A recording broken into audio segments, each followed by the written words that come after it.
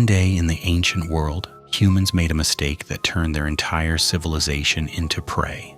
They woke up a creature that did not need claws, teeth, or speed to kill. It did not hunt like an animal. It did not tear flesh from outside. It waited for only one thing, a way in. Because for this creature, one tiny opening in the body was enough to turn a living person into a corpse. And the moment it touched human skin, then this creature slipped into the body silently.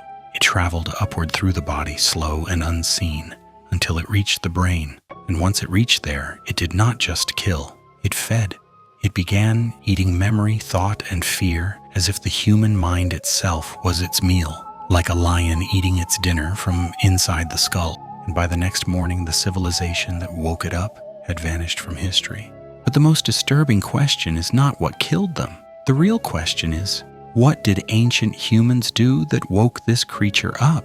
And what ancient warning did they ignore before waking the thing that ate them alive? The story began in an ancient valley where a small ancient group was fighting hunger. The animals they hunted had moved deeper into unknown land.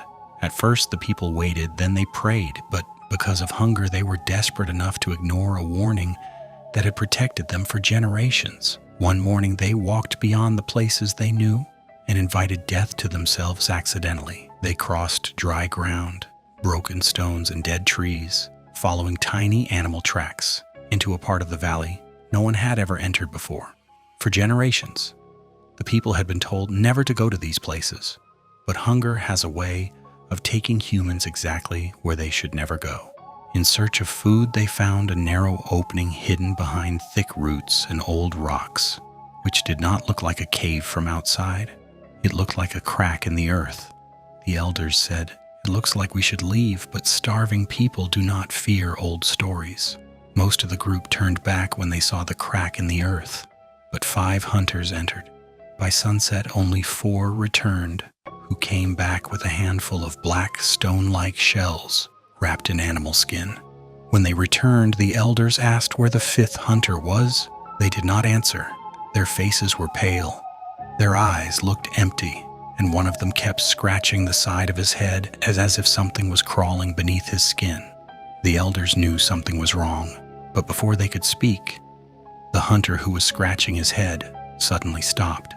His hands dropped, his mouth opened, and then he smiled, not like a man, like something inside him had learned how a human face worked. The village went silent. A moment later, he screamed. He fell to the ground, clawing at his own skull, digging his nails so deep into his skin that blood ran down his face. His family tried to hold him, but he grabbed his mother's arm and whispered one sentence before dying: "It is chewing." Then his body became still. That was the first sign. But the villagers did not understand it yet. They thought the cave had cursed him. They burned herbs, they prayed and washed his body, but that was their next mistake. Because the moment they touched him, the creature found new doors. By night, the dead hunter's mother heard clicking inside her ear. She thought it was an insect. Then the sound moved deeper. Behind her eye, inside her head, she tried to speak, but her words came out wrong. Then she saw memories flashing in front of her, her childhood, her son's face. And then those memories began disappearing one by one, as if something inside her was eating them. She screamed so hard that people ran into her hut. But by the time they arrived, she was already staring at nothing. Her mind was gone before her body died. Now all of them began to panic. No animal had entered the village. No enemy tribe had attacked. No wound could explain the deaths. Only the black shells sat near the fire, silent and still. Then one child touched one, and the shell cracked. A pale thread slipped out and vanished into his fingertip. The child looked at his hand, then at his mother's face. He whispered, "I can hear it walking." The mother grabbed him, but that was enough. The creature moved again, and within minutes, both of them were on the ground. The villagers finally understood the horror. The village that had survived wild animals, hunger, and storms was now being broken by something no one could see clearly. The elders ordered the black shells to be burned. They believed fire would clean the curse, but fire didn't kill it. It broke the shells open, and when the first shell cracked in the flames, The fire turned strange. The smoke did not rise. It crawled.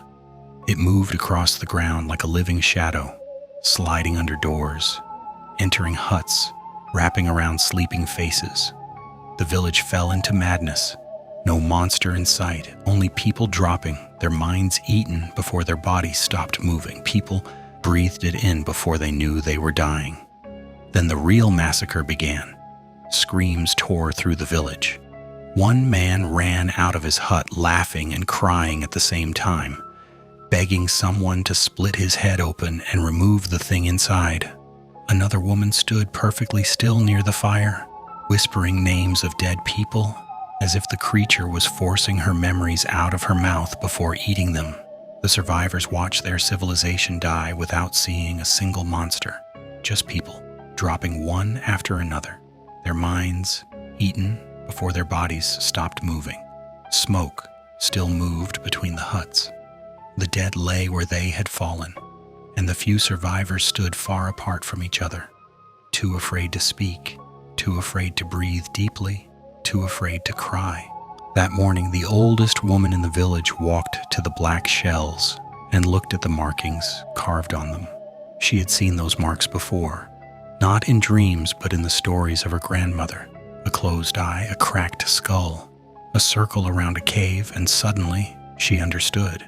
It's just a tiny black bug-like creature hidden inside a hard black shell. From the outside, the shell looked dead, but inside it, something hungry was waiting. It did not chase humans across the ground. It simply waited inside that shell, like death behind a closed door. The moment he touched human skin, within seconds, the victim was no longer screaming. They were gone. This creature had not been born that day. It had been buried. Long before their settlement existed, another civilization had found it, suffered from it, and sealed it inside the hill. That cave where all 5 hunters entered and carried black shells was not a forbidden place. That cursed place was closed by another civilization. The old woman knew they had only one chance. They could not kill the creature. They could only return it to the dark before it traveled beyond the valley. So the remaining survivors wrapped their faces with wet cloth, covered their hands in ash, and walked toward the cave where nobody wanted to go. But everyone understood the truth. If even one survivor escaped, the creature would destroy the whole village. When they reached the cave, the entrance looked different, wider and almost wet, as if the earth itself had started breathing again. From inside came the clicking sound, not from one creature but from thousands. The hunters lifted their fire sticks and entered with fear. The cave walls were covered with ancient drawings. People holding their heads, falling down. People sealing a dark chamber. And at the deepest wall they saw the final warning. A human figure kneeling before a cracked shell. Above it were words, carved so deeply into stone that they looked like wounds. The old woman read them slowly. The hungry mind sleeps below. Do not feed it memory. Then one of the survivors began coughing. Everyone turned. His eyes were wide, hands were shaking. For a moment, nobody moved.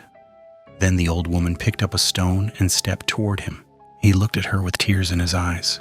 He was still alive, still inside his own body, but something else was already eating its way through him.